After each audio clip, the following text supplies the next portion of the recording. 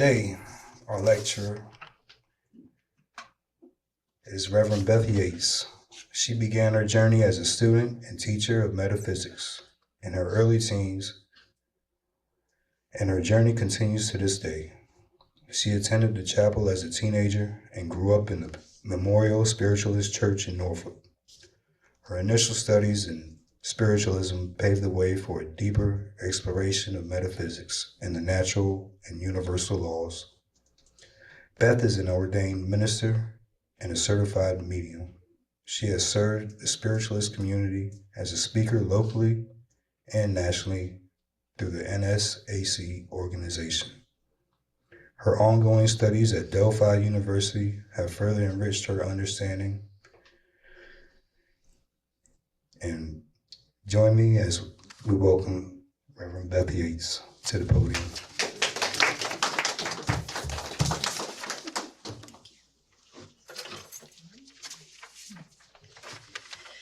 Good morning. Good morning. A few weeks ago, Trish opened up her calendar and she says, I need speakers. And I said, oh, the 30th is open. I'll take that one. And I have a purpose for taking it because it takes me back to my roots of spiritualism.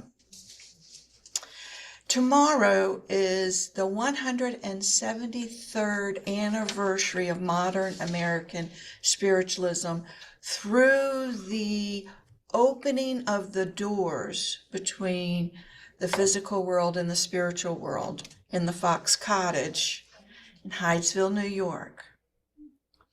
So I'm going to tell the story briefly because there's a whole lot more to this. But this is the foundation that we're going to start with. Sunday evening on March 31st, John and Margaret Fox, after weeks and weeks of a lot of noise and chaos in their home, said, we're going to go to bed early. Margaretta and Katie, their young daughters, 14, 11, in that age range, were exhausted as well. So the family goes to bed,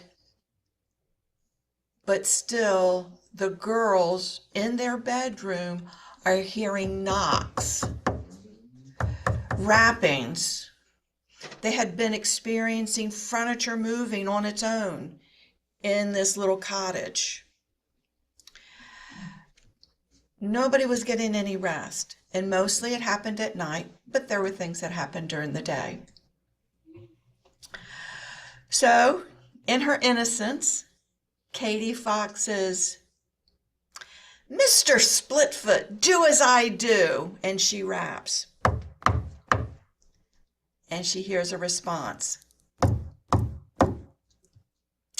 The raps came through. Sorry, Zoomers, for the rappings.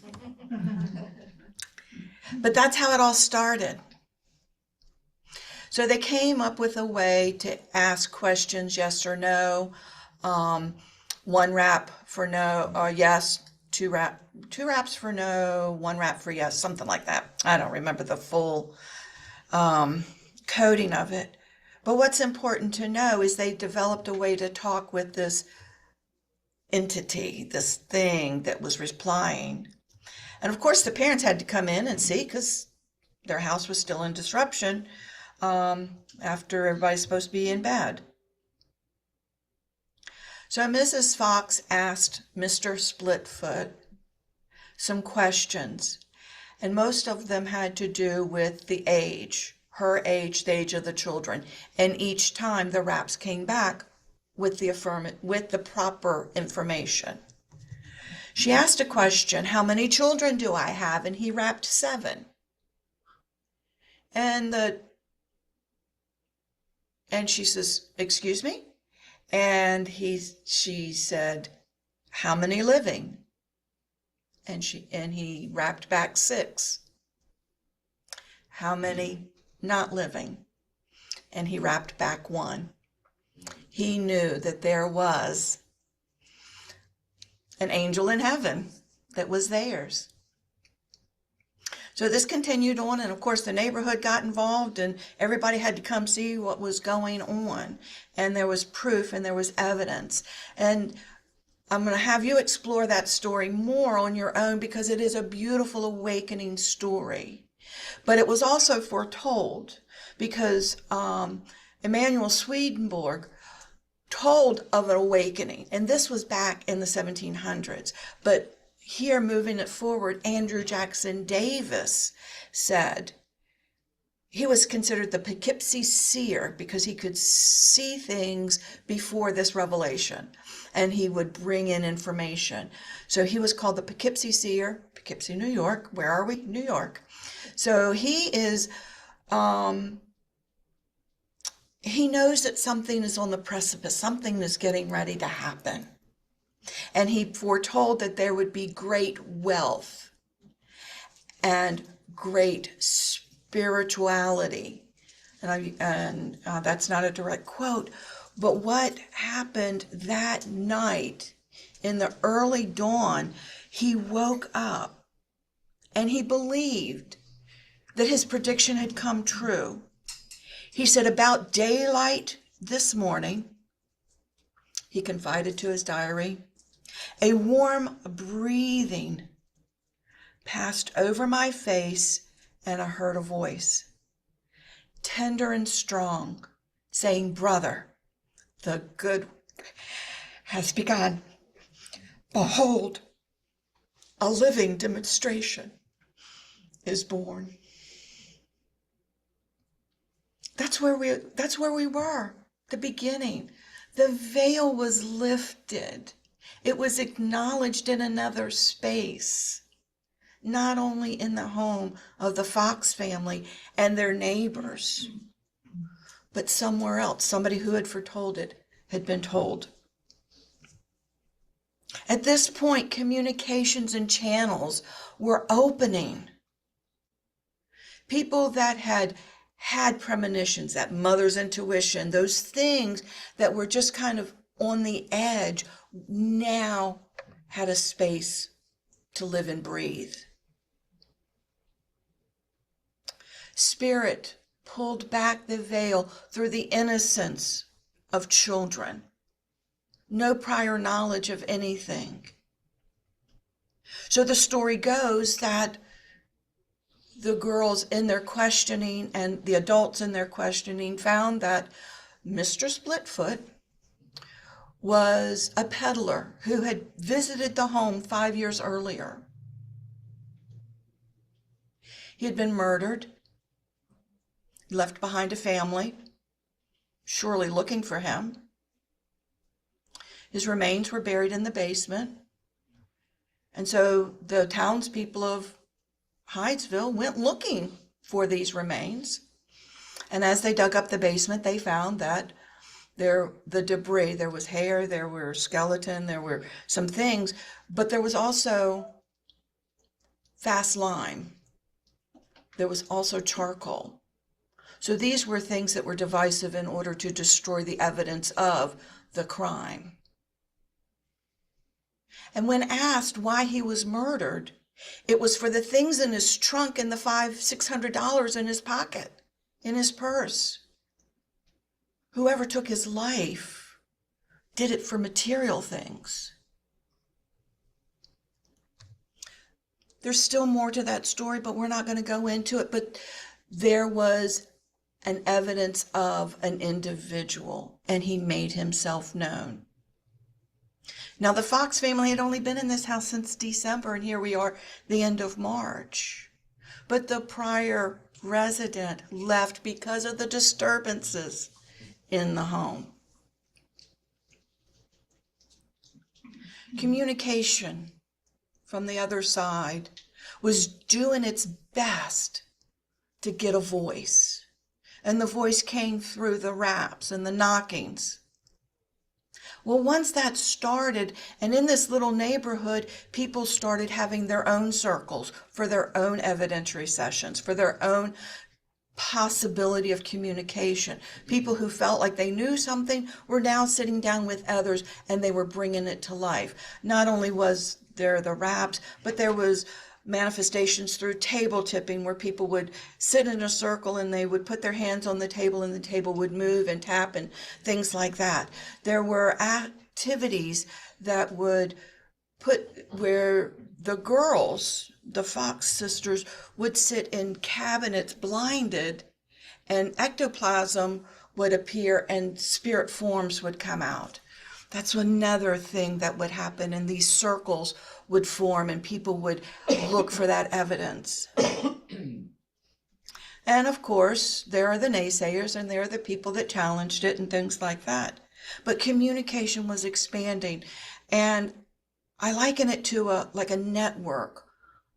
Like when we see the towers over a state or a city or a country, where those networks of communication are going because things started popping up.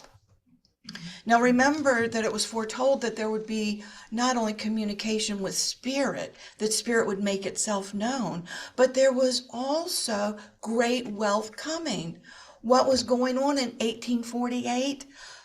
The gold rush was beginning on the western coast of the United States. We have the East Coast and the West Coast. A young man was digging and he found gold, and by the next year we had the gold rush. The great value, the wealth was coming out of the earth for people to prosper, for the country to grow. Both of these are wonderful evidences of wealth, of prosperity, of connection, because the people on the East Coast drifted over to the West Coast, which then populated the majority of the empty sections of the territories that had not been fully stated or statewide. There was a lot going on.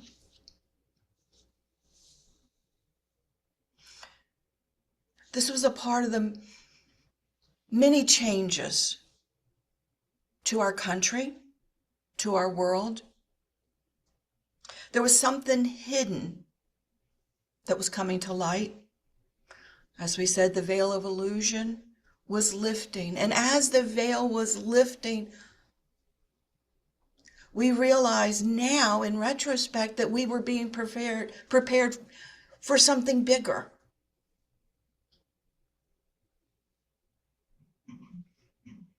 These multiple modes of communication, wealth, transportation, the railway went from east to west.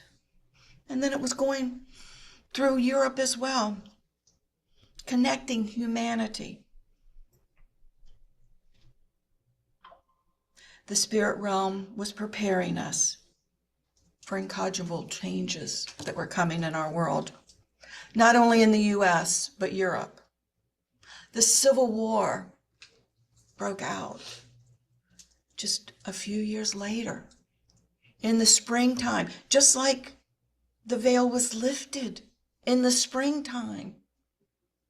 The renewal, the upliftment, a new cycle, a rebirth.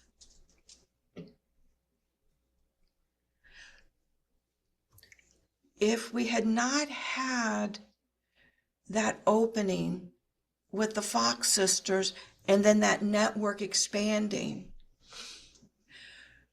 the challenge of the Civil War upon its people and its localities would have been horrific, more horrific than before. But it was the messages from spirit, the mothers, the grandmothers, that went to the spirit the people who were speaking with the spirits, the spiritualists, but they weren't really called that. They were called some other things, but they would go to them and they would get messages that their loved one was okay, where they died or where they could go find them.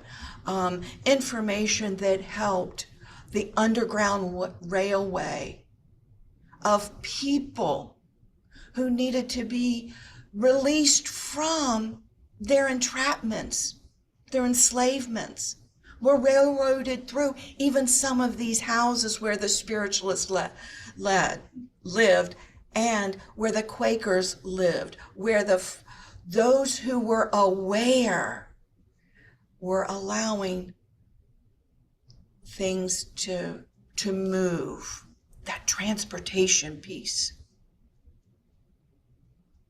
The unrest that was going on in the time of change in Europe during a particular battle that was going on, a doctor sent and asked for help in his hospital. And through that hospital came Florence Nightingale and her 38 nurses who helped to bring cleanliness, order, upliftment, and survival to the war soldiers. And in her message, she shared her calling came from God to help the poor and the sick, even though she was of privileged birth.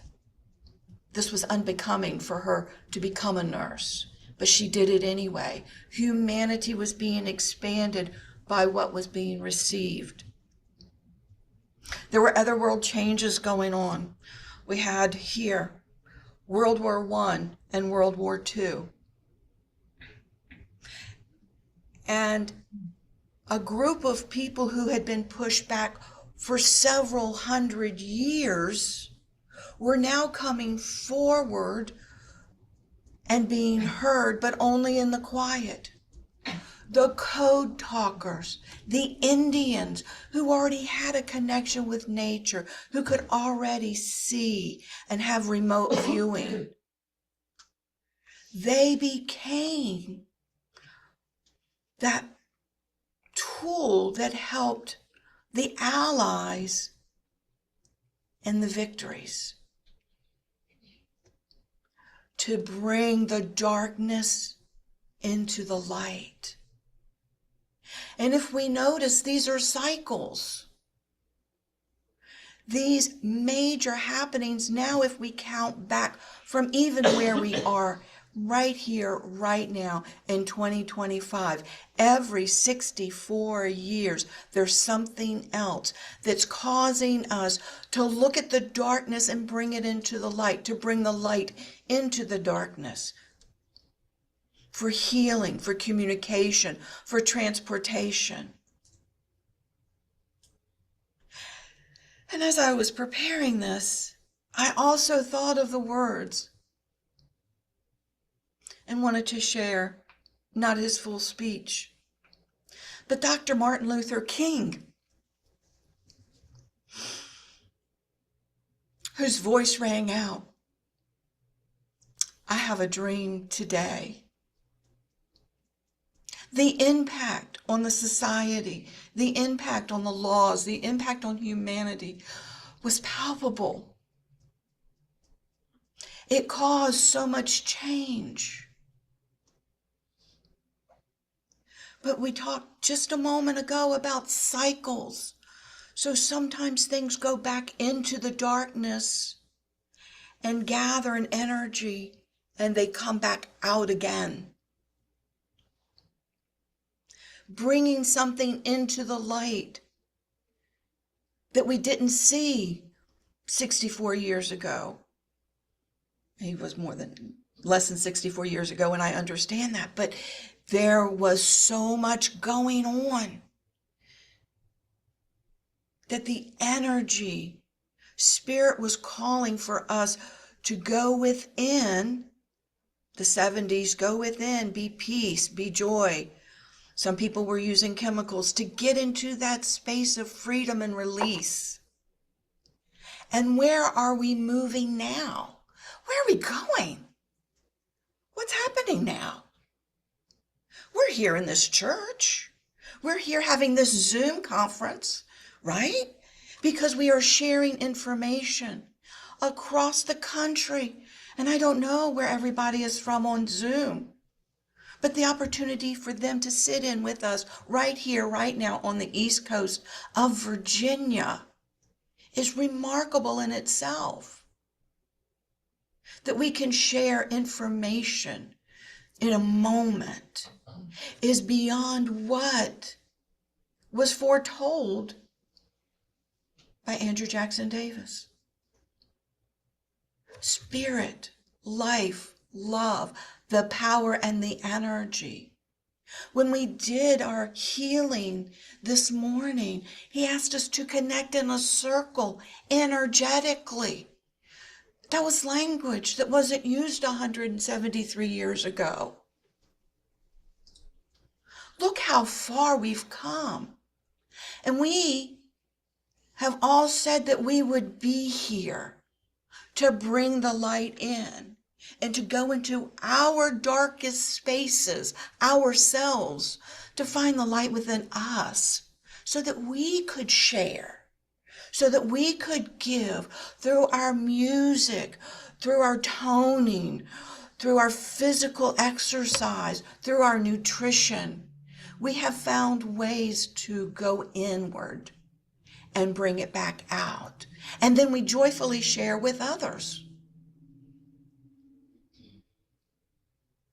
What an amazing gift we have to be here now.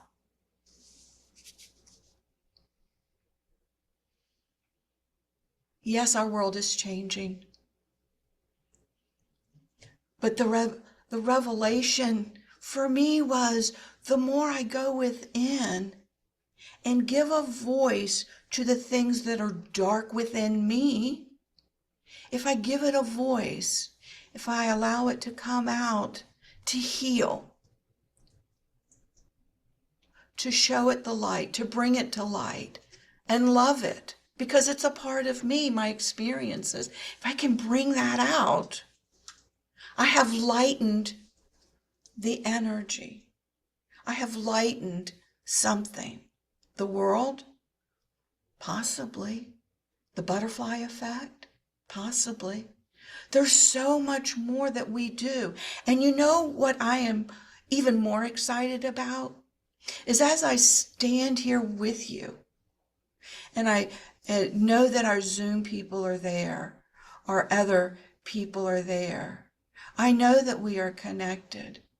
But each one of us, look at our ages, look at our backgrounds, look at our whatever it is, the physical body that we came into and the experiences, whether it's the history of it or whatever. We're here right now, and each one of you are doing something. And I thank you for doing what you do, because you're doing something and I'm doing something, but we're not doing the same thing.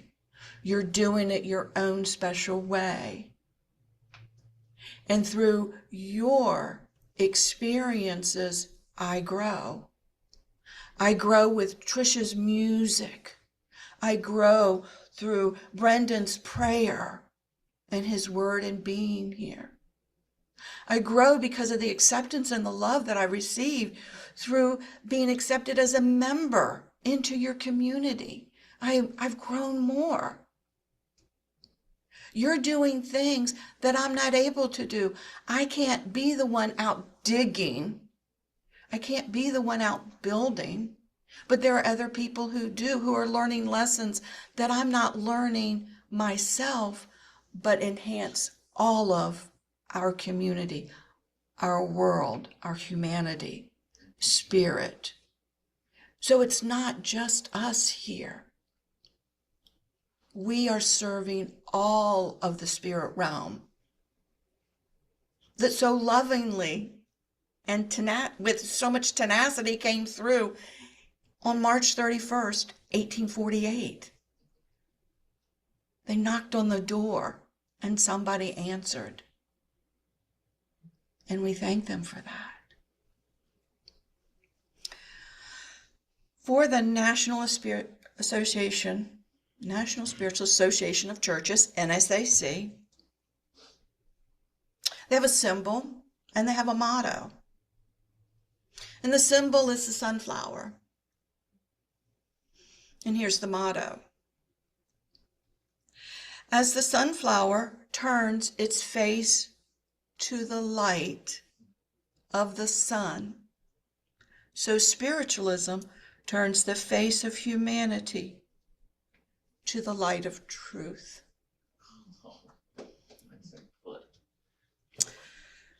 I have something for you.